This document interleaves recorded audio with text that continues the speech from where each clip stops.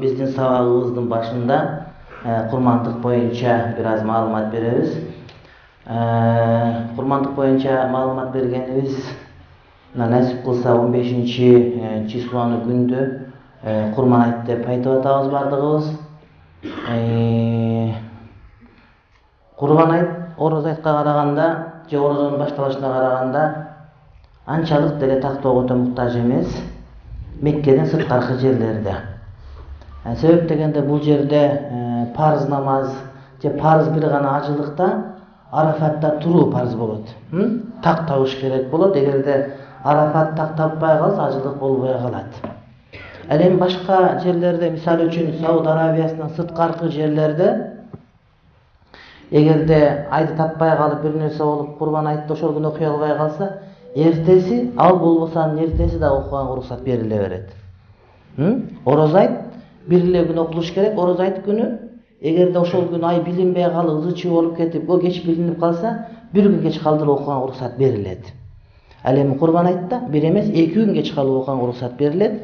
Бүгүн айт болсо, бүгүн окулбаса эртеси, анан кой союп курбандык чалып отуруп дагы болбой калса бүрсү күнү окуганга чейин уруксат бериле берет.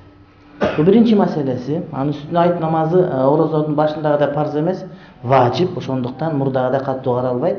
Молдолор дагы Курбан айтты белгилөөдө көп ызычы боло бербейт. Ошон үчүн туп-туш турат бардыгы. Айта турган маселебиз Курбан айт боюнча курбандыкты союу маселесине келип такалат. Ханафи мазхаб башка мазхабтардан айырмаланып курбандык союуну важип деп билет. Ал эми Маликилерде, Шафиилерде, Ханбалилерде курбандык чалуу важип эмес, суннат муаккада. Кур'ан-ы Каримде фасолли ли роббика ванхар Кавсар сүрөсүндө сен Роббуңдун ыраазылыгы үчүн намаз окуп ванхар жана моюнда курмандык чал деген аят келет. Бирок аятта келсе, аятта келген өкүм мутаватир, кат'ию далала, ал парз болуш керек. Анан эмнеге биз важип деп айтып жүрөбүз десек, кат'ию субут, бекемделген кат'ий бекем, бирок ошонун далалати занни. Заннию далала. Ванхар дегенде көрүп атпайсыңар, мисалы Шейх Албани жана башкалар моюнда дегенде курмандык чал деген этибарга алышпайт.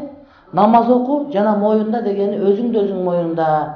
Намаз окуганда колуңу моюнуңа алып келип, мына ушинтип намаз оку деген дагы кээде муфассирлердин пикири бар дагы. Алымдардын бардыгы мына ушул аяттан ошол максат мурат курмандык дегенде иттифак эмес болгондуктан парз даражадан важип даражага түшүп калды. Көрдүңөрбү?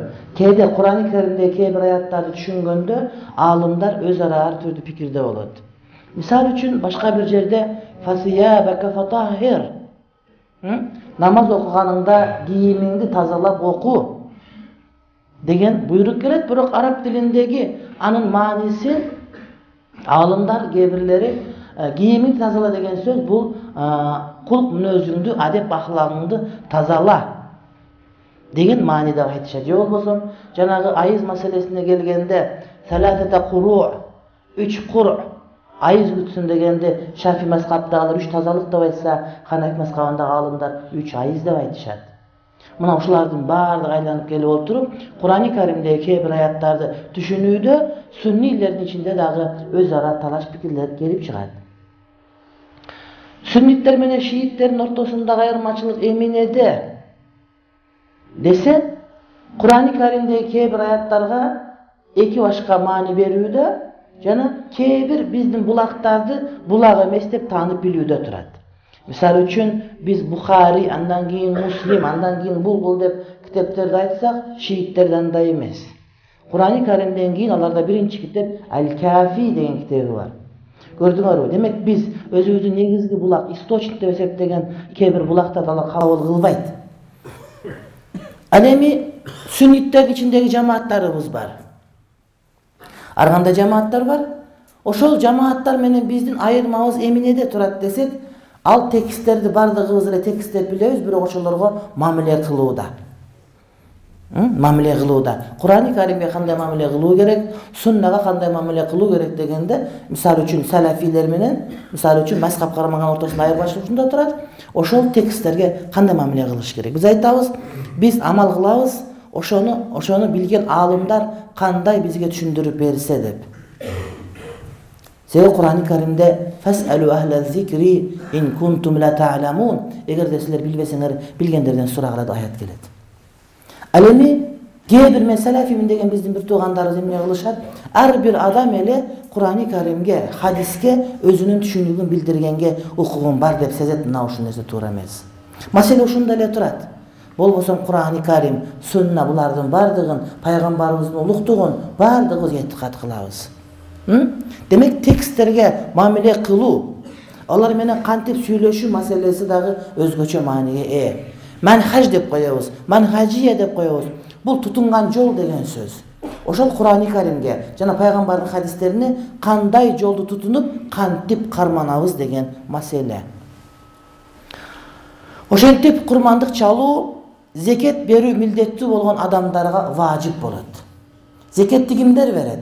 Koy 40 koyga jetse, koy echkisi kozulga aralaş bolup, uy 30ga jetse, tösü 5ge jetse, 85 gram altından jogoru akçası olsa, tagıraak aytkanda bu 17.000 so'mdon köpürөөк akçası bolgon adam bolsa, anda muna uşul adam zeket 117.000 so'mdon, 117.000 so'mdon köpürөөк tıyını olsa, muna uşul adam zeket berүүgө mildеттүү bolot. Demek uşul adam kurbanlık çalуу moyununa vacip bolot.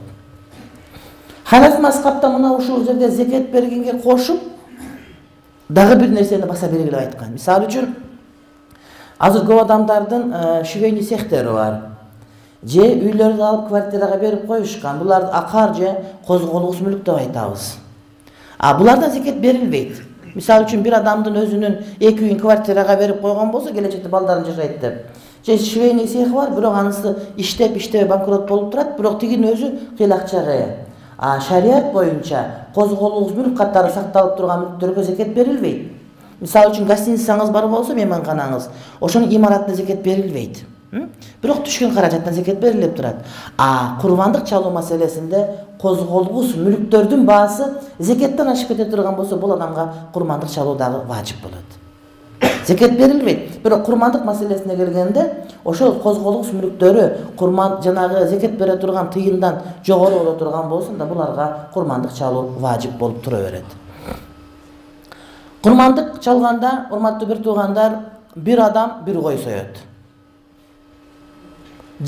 Jet adam çoğulup alıp durup, bir uy, bir tö sözü jarayı veret. Uy degende uy, buy vol, uşuların bari koşulat dağı, andan keyin tö degende töge okşogondagı evner töөнүн özü gana жылкыдан kurbanlık çalınbaydı. Жылкыдан kurbanlık çalınbaydı. Oşonda ele tookton, koyondun dagı, ündüktön dagı kurbanlık çalınbaydı. Egerde tooktu ündüktü, koyondu kurbanlık çalan dep niyet kılsa, makruh tahrimi bolat. Günö bolat. Emnege degende majustar tookton kurbanlık çalışat.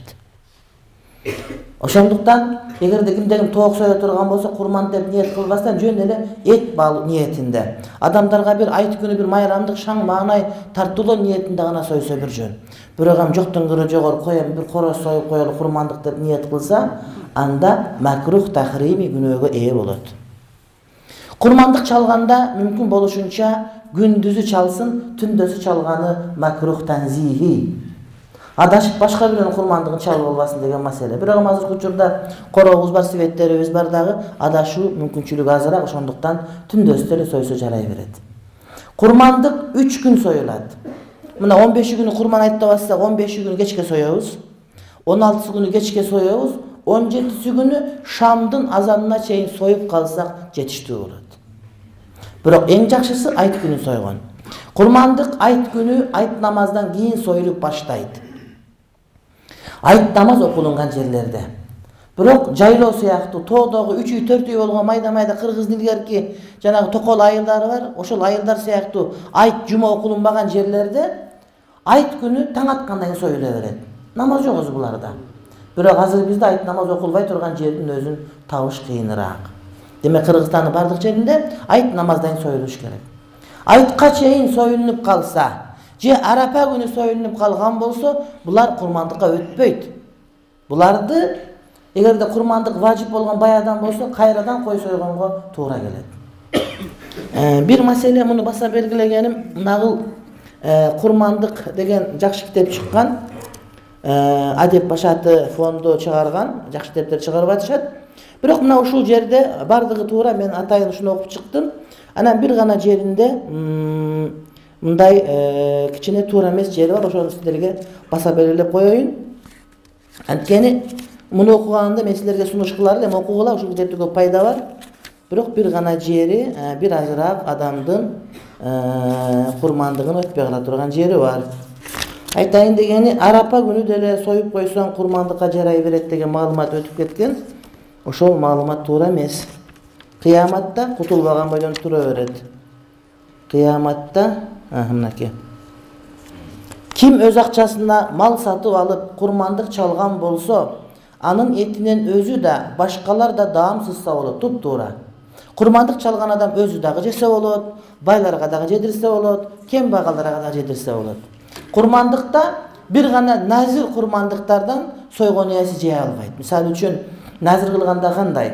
Мисалы үчүн ушул үйүм бүтүрсөм бир курмандык чалып берем деп, бул курмандыкка байлабастан эле, ошол адам курмандык чала турган болсо, ошол чалган курмандыгынан өзү жей албайт. Ал эми кадимки шарият милдет кылган курмандык важип курмандыктан чала турган болсо, андан жей берет. Мындай ниетте чалынган курмандык майрам күндөрүндө союлушу шарт эмес. Арубак союлу, атүгүл Арапа күнү союлуп кембагалдарга таратылышы жакшы жөрөлгө.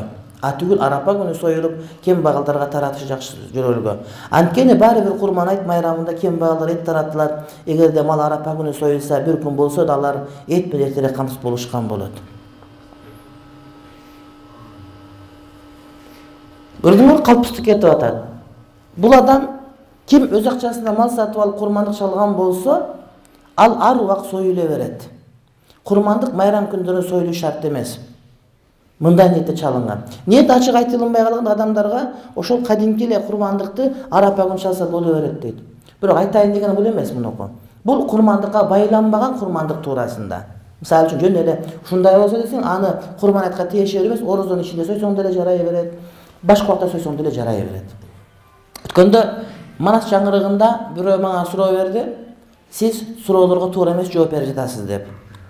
Анан мен бул ким экен деп өзүмчө кыжалат болдум. Себеби кыжалат болосун, кайсы суроону туура эмес айттым деп. Же суроону айтпаптыр.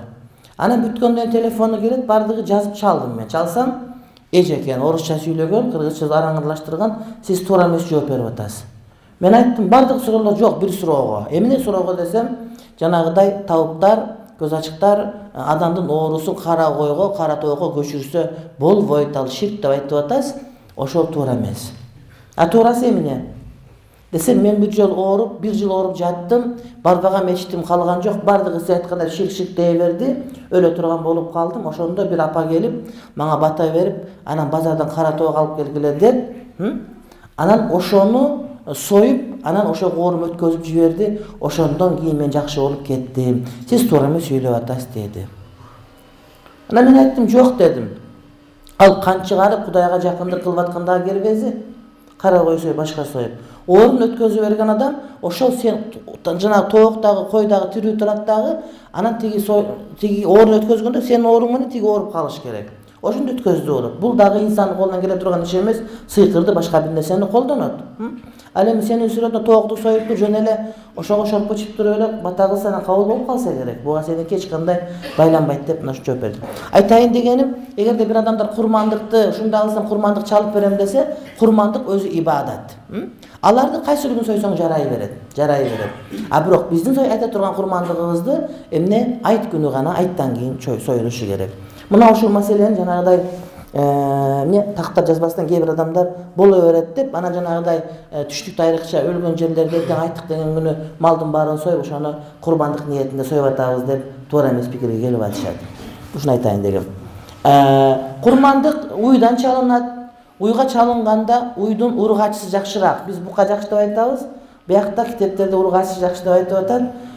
Эмне ургач жакшы деген түшүнө албайм. Бирок мал союп жүргөндөр буйлардын эркеги жакшыраак, себеп дегенде майы азыраак болуп, эти көбүрөөк болот дейт. 2 жаштан өткөн болуш керек, эгерде уй саят, бука соя турган болсо.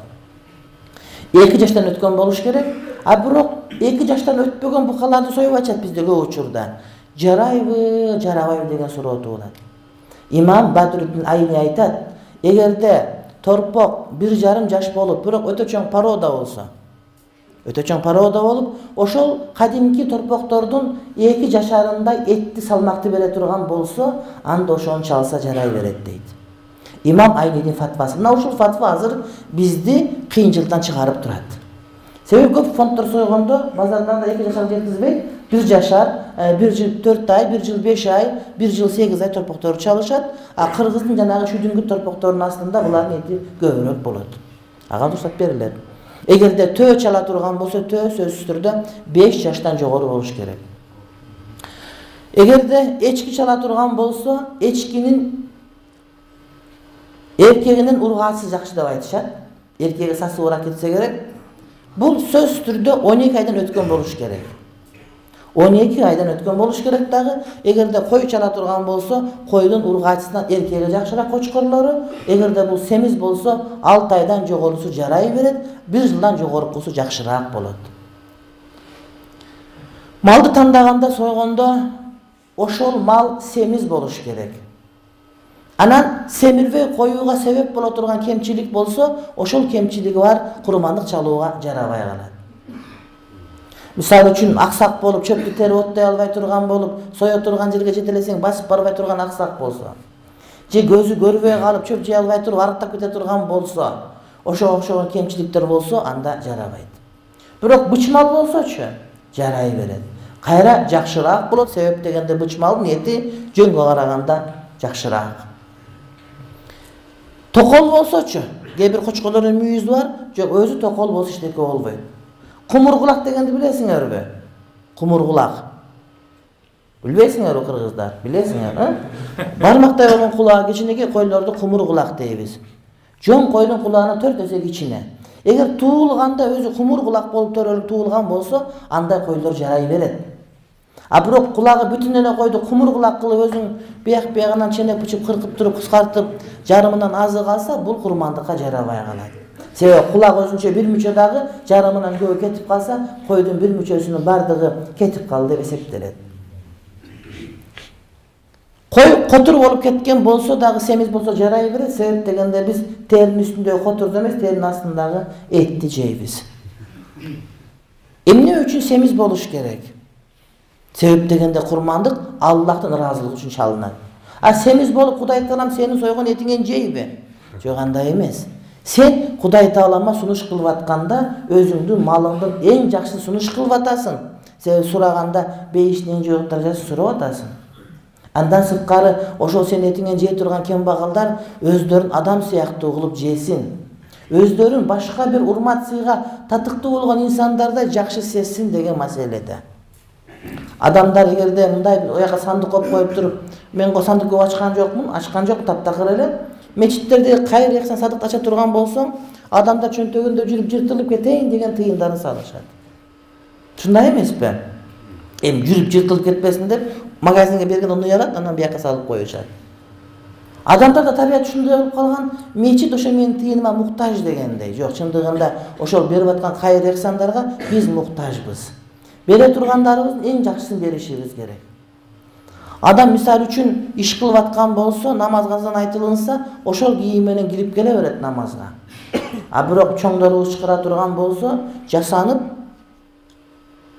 барат. Чоңдор эмес, ал эмес, бир кыз жакшы көрүп калса, жолугушуга барасың десе, ошого дагы жасанып барат. Анан Кудай Таалага жасанбай эле келе берет. Андай болбош керек. Ошон үчүн курмандык чалганда колдон келишинче эң жогорку деңгээлдеги малды, жанды чалганга аракет кылыш керек. Бир адам курмандык алды. Үйүнө байлап койсо, бир неке болуп буту сынып калып, жанагы курмандыкка жарабай турган деңгээлдеги айып пайда болуп калды. Эмне кылабыз? Муну кече жакында бир Түркиядан келген туугандар менден сурады, анын маселесин мен бүгүн таптым. Эгерде ошо сатып алган адамга курмандык чалуу важип болгон, бай адам болгон болсо, жанагы пайда болгон айып курмандыкка чалуудан тосуп кое турган деңгээлдеги айып болгон болсо, бул адам башка дагы курмандык сатып алып союусу важип болот. Себеби бай. Ал эми жарды кембагал болсо, жөн эле курмандык чалам деп жакшылыкча ниет кылып алган болсо, буга башканы сатып алуу милдеттүү эмес, ошол айып болгон кочкорун ошол бойдон союсо жарай берет. Эми курмандык сатып алды, байбы кедейби. Сатып алгандан кийин булгонокко чакырып, анан ошентип отуруп, анан курмандык чалуу менен өтүп кетиптир. Өттү. Шамгазан айтып койду Кареке, өлдү деди. Эми эмне кылат? Кантип каза кылат десе, бай адам ошол курмандыктын өзүн эмес, ошонун тыйынын садака кылат.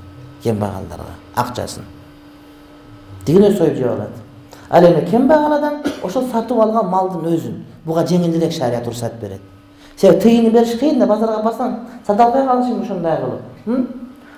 Кембагал адам демек сатып алган өтүп кеткен болсо, ошонун өзүн тирүүлөбүн апарып мейдеп туруп, жардыларга же медресеге апарып, же мечитке апарып курбандыкты садака кылып берет, ошо менен казадан кутулат.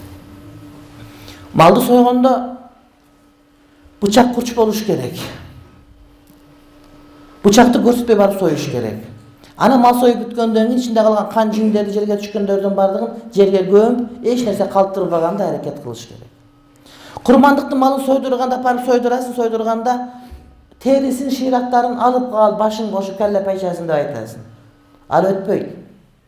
Курмандыкка сойдурганыңда өзүңдүн чөнтөгүңдөн башка тыйын төлөп сойдурасың. Жанагы башын, шыйрактарын береке берсең болот. Бирок сойгон үчүн аны берсең өтпөй калат курмандыкка. Терисин дагы садака кылышың керек. Жакшысы ошол садака кылсаң, ошолорго майрамдык кылып, ошолор өздөрү сатып, соодасын кылып алат. Курмандыкты өзүңдүн колуң менен союшуң керек. Эгер колуңдан келсе. Колуңдан келбесе башка бирөөгө сойдур, аны эки көзүң менен тикирейип карап тур.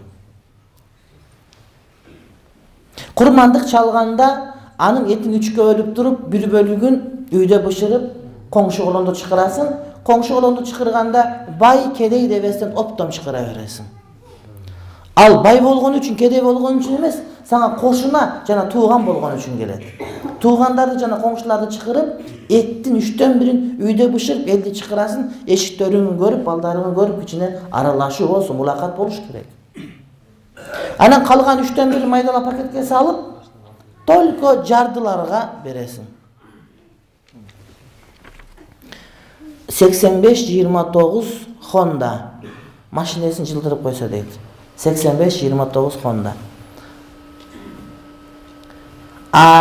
Экинчи бөлүгүн пакеттерге салып, жалаң гана жардыларга апарып таратып бересиң. Үчүнчү бөлүгүн үйгө сактап каласың дагы, утур келген коноктор болгондо салып берип, өзүң жей бересиң. Бул эми тыйын ашы бар, тамак ашы кенен болгон үй бүлө. Бирок кээ бир үй бүлөлөр машалла өздөрү бир колхоз болот. 10 чакты баласы бар, 3-4 катыны бар, айтор ошентип отуруп, машалла Кудай берген. Буларга жакшысы эч жака бербейли, өздөрү эле жей берет.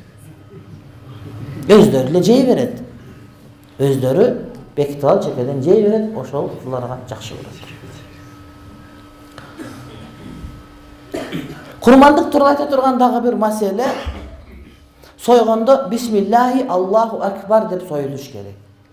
Эгерде эсиңен чыгып калып туруп бисмиллахир-рахманир-рахим десең, же бисмилла десең, же Аллаху акбар десең, же жөн эле Аллах десең, же Кудайдын аты менен, же Аллахтын аты менен деп айтсаң деле жарай берет.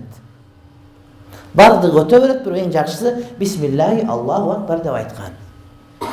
Эгерде ошол курмандык алып келген койду жүнү бар болсо, жүнүн 40 алып туруп сое турган болсоң, жүнүн дагы садака кылышың керек болот. Же сатып туруп акча садака кылышың керек, ошонуку. Эгерде сое турган уюң алып келсең, сүтү бар болсо, сүтүн саап кечинде ичип ал, эртең менен сое турган болсоң жок, ошол ичип алган сүтүн 3 литр болсо, 3 литр базарда 30 сомдон 90 сом, 90 сомду да садака кылышыңа туура келет.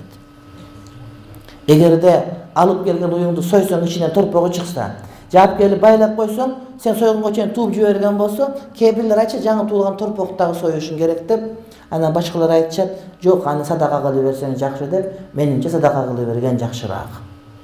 Alıp kalbaysın sen andan, payda görбөйсүң andan. Kurmandık mına ушундай тартип менен союлат, урматтуу бир туугандар. Kurmandık boyunca so'rovlaringlar barбы?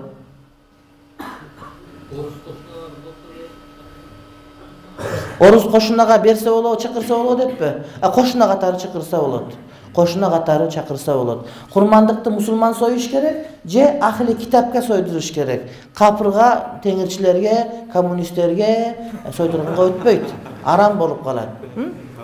Je jö, je православ bolsa soydursan, makruh bolуу менен durus bolot, musulmanga soydurganing jakşyraak. Egerde biri bölödü 5 adam bolup, 5 teң bay bolup, ar kimisinin özünün akçalары бар болгон bolsa, anda 5 5 koy soygonga mildеттүү bolot. Egerde uy bölödө kojoyun ele bay bolup kalgandары jardı болгон bolsa, atası bay bolup baldары, anda şu bir koy жетиштүү bolot bardыгына. Baldardын kebirleri bay bolot. Atasından bay baldары var. Çoğun atası ölgöndө $1.000.000 kaldırgan bolot. Hanafi mezhebinde talaş mesele. Oşol bay болгон жаш балдардын малынан курмандык чалынат дейт, бирок туурасы курмандык чалынбайт. Себеп дегенде курмандык чалуу үчүн балагатка жеткен бай жана мусулман болуш милдеттүү болот. Ооба. Kulağında en bolsa işteki bolбойт, бирок энди кесип отуруп, kulактын жарымынан көбү кетип калса, ошол жарабай калат. Эгерде жанагыда баканча оймо болуп отуруп, жок, анан же жанагыда бир канын ордо калып калган болсо, бул эч нерсе болбойт. Айланбаш болсочу? Айланбаш болгон болсо, ошол айланбаштыгы чөптөн жигинен тосуп, арыктатып кое турган деңгээлде болсо, анда болбойт. Бирок семиз болгон болсо, айланбаштыгы жарай берет. Мечиттин жанына барып эле берейин десек түтүп кайтып жүрүп кетип атышпайбы? Машинанын багажы бошу айрылды эшиктерин. Эми жана бир күндүк продуктасы запас бар кишиге садака өтпөйт деп да айтышат да. Ошону кандай кылып билебиз? Каерде бар, каерден таап беребиз? Азыркы күндө Кудайга шүгүр элдин баары эле жакшы да, андай бир күндүк запасы жок адам жок болот да. Ошону биз кантип туура берсек болот ошо жагы. Мисалы, айылга жөнөтүп берсек болот, айылда деле билебиз да. Өз ойлоп жүргөн эме ошону этти, үмөттүр ошондой берип койгон деп жөнөтсө да болот айылга. Эгерде шаарда жардылар калбай калса, айылга жөнөтсө болот. Бирок мен кошулбайт элем буга, новостройкаларда бүт эле жыргап кеткен жерлери жок. Адамдын үйлөрүнүн өнө кебетеси көрүнүп турат. Кээ бир мечиттин тегерегине чогулуп алгандар бар, иши ошолардыкы. Иши ошо. Мисалы үчүн орозо битирди, мен ошол мен муфтий болуп турган убакытта сурап келгендерге бербей бардыгы медреселерге бөлдүргөм да. Бакшы менен териси мындай билген адамга берип койсо болот. Белек кылып. Немеси менен ширактарын. Ооба, эгер жарды болсо болот. Этти берген кишиге кошуп берип коебуз. Мен көбүнчө этти сойгон адамга кошуп белек кылып берем. Себеп дегенде ошол жерде мындай бардыгы болсо муздак сууда ичеги жууп аткан аялдар ошол жыргаганан жууган жери жок. Биринчи айтпайм, ошо тыйын төлөп бүткөндөн кийин ошол ширактарын керектүү ичегилерин дагы кошуп ошолорго белек кылып берип жүрөм.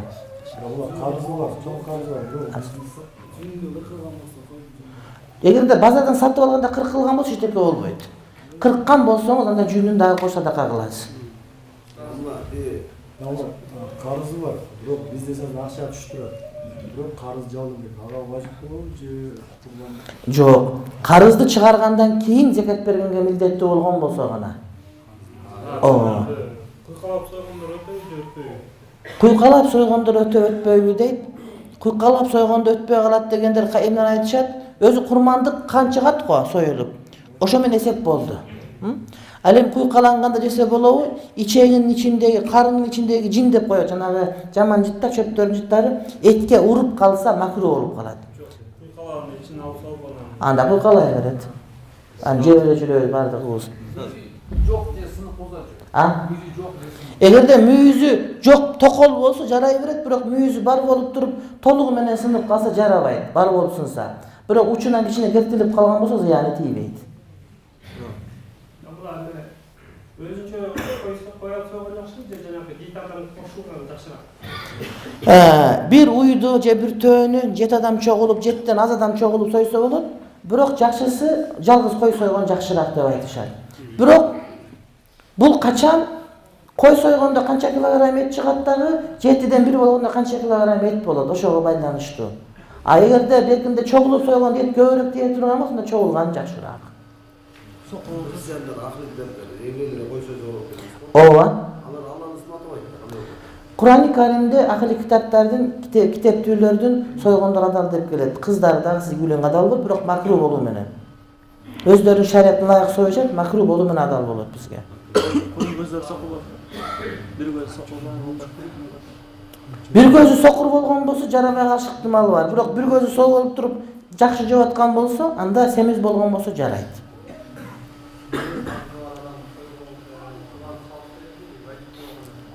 Karızı var adam, oşol karızın төлөгөндөн кийин деле бул жагында бере турган акчасы парыз боло турган, зекет парыз боло турган болсо буга сою милдеттүү болот.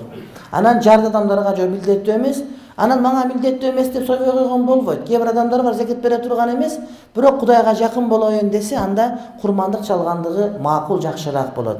Курмандык чалган адам Зулхижжа айынын башынан баштап эле чала турган адам тырмагын албастан, колтуктагы түктөрүн албастан, муруттарын кыскартпастан, чачын алдырбастан, ошол ихрам кийгендегилерге окшошуп тургандыгы сүннөт, жакшыраак, бирок бул парыз эмес.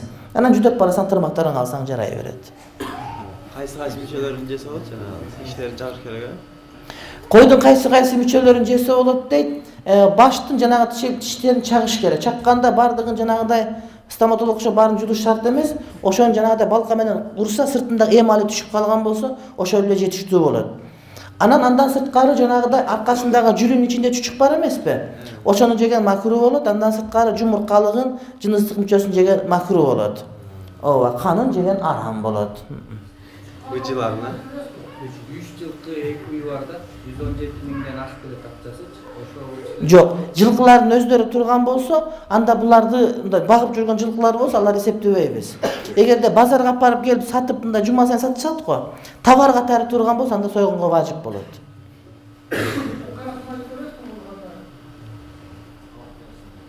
Укпадым. Окуясын? Жок, окуясына узак убакыт керек, биз фык маселеси бул жерде. Dozunu koy alıp da şu anlatçı. Hani uyun alıp kezde toda жүрген koy ekan, çöpçüye koyup turapçı. Hani arıktap ketpesin dep soyup koydu da бүгүнчү. Ошол кандай болот деп сурады эле да. Досуңуз курмандык чалуу милдеттүү болгон байбы же кандай? Жок. Анда эчтеке болбойт ал. Эчтеке болбойт анык. базардан Мисалы бир койду соёсуң да, анан ошондой 3кө бөлгөндө кыйналган бирөөгө бир бөлүм берип койсоң болобу, бир семьяга. Ооба. Ошондо обязательно таргатыш. Жок. Бардыгын берсең деле болот. Koydu salmadan çoğu şükür. Semiz болуш керек. Salmadan. Айтылынбайт. 6 айдан жогорку сemiz болуш керек. Үйдү 4 адам союп анан кандай бөлүштүрөт? Уйду?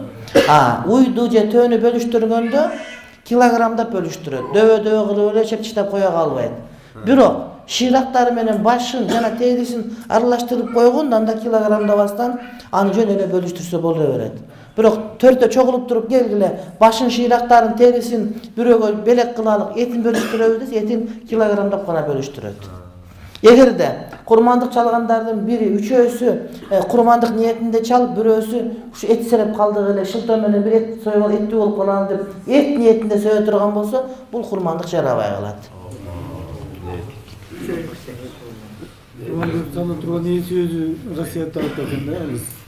Бияктан жүргөн алып тургандан кийин таратпа болот деп атат. Болот, вакил. Россияда жүрүп Кыргызстандагы бирөөгө тыйынын жөнөтүп, ушунда курмандык чалып кой деген болсо, дурус болот. Ага уруксат берилет. Дагы эч кандай тыюу салынбайт. Өткөндө Россиядан бирөө айтыптыр, тиги биз жылкы алып союп курмандык чалып койгула деп. Анан жылкы өтпөйт албетте. базардан барып сойдуруп келген менен үйдөн сойгондун айырмасы жок. Айырмасы жок. Үйдөн сойгон жакшымы? Үйүндө сойгон болсо шан шөкөт болбойбу? Жакшы болот го. Карма эле карма деп, Иши болот. Жок, айтажы досом тиякта сойгон жакшы. Жана эмен бар толтуруп коюп мажари.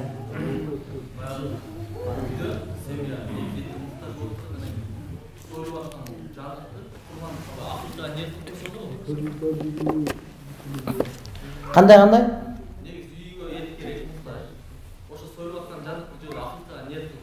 Акыйкага? Жарайт, бирок ниет түздөш керек башында. Бир ниет түздөгөн болчу бир маселе айтып берейин. Бирөө ажыга бара албай калыптыр. Тыйыны жок экен. Анан бир бай кыз бар экен. Ketip atsan kүйөsü жок экен. Анан күйөө керек болуптур, буга тыйын керек болуптур. Анан айтыптыр, мени алсаң ажыга чогуу барабыз дептир. Анан бул молдекеге барса, анан молдеке айтыптыр, бирок сен ажыга барыш үчүн деп ниет кылсаң сага нике өтпөйт дептир. Сен ушул на всю жизнь деп түбөлүккө деп ниет кылсаң сага өтөт дептир.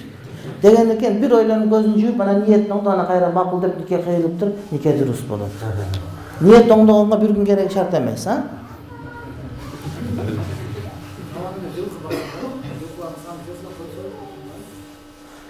Жылкы бага турган болсо, жылкылардын баасы жылкы бакса зекет бажык болот дегенби? Койсойт. Бирок жылкынын зекетке жеткенин кантип билебиз? Жылкынын саны жок. Жылкынын баасынан берилет. Бул Ханафи мазхабта гана берилет дагы, башка мазхабтар жылкыдан зекет берилбейт. Биз айтабыз, имин киштен башка, жанагыдай төл алуу үчүн болгон жылкылар бар го, ошонун ар биринин баасынын 40тан биринен бере берет дейт. Эгерде төл алуу үчүн жылкылар болгон болсо, анда бул адам курмандык чалат. Эгер неме фасоль чыкканда болот. Фасоль? Экин. Тыйынын билет да, баасын билет. Эгерде зекет бере турган деңгээлден көп болсо, анда ага важип болот. Менимче суроолор олуттуулар токтоду, сага өтөбүз. Быжы деген болбойт экен. Быжы дегенде быжыга канды кошсо арам болот. Союп атканда канды алышат, же болбосо аны сойгондон кийин ичин жарып берип өкпөсүндөгү каяктагы канды алышат, болбойт. Бирок жанагы боорду эзип жиберип койсо жарай берет. Боорду алгандан кийин жууп туруп, ошону мясорубкага тартып жиберип койсоңор, бул боор, эт рухсат берилет ага. Анан жана кандын өзүн кошконуңар арам. Шарият ал нерсеге тыйым салат. Төгүш эмне? Страус. Төө дейин десең кушка окшош, куш дейин десең төөгө окшош. 70 килограмм эт берет. Чоңунун баасы $4000, жөжөсү $300. Жумурткасы канча? $100. Жарабайт бул курмандыкка.